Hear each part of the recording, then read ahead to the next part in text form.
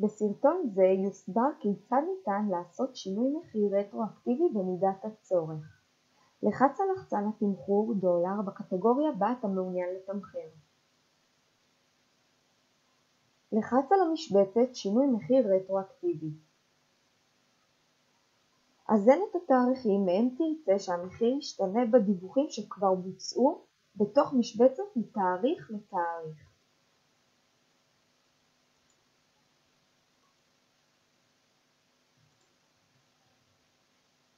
כברירת מחדל יופיע סימון V במשבצת של עדכון מחירון.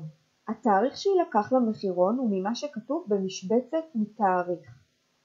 במידה ואתה לא מעוניין לעדכן את המחירון, אלא לבצע פעולה חד פעמית, הורד את סימון ה-V.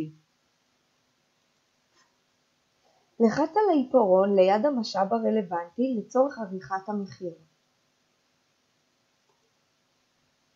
אזן את המחיר הרלוונטי במחיר החדש. כעת תראה באותה שורה את המחיר שהיה לפני התמחור החדש ואת המחיר החדש שהוזן. לחץ על ה-V לאישור הפעולה.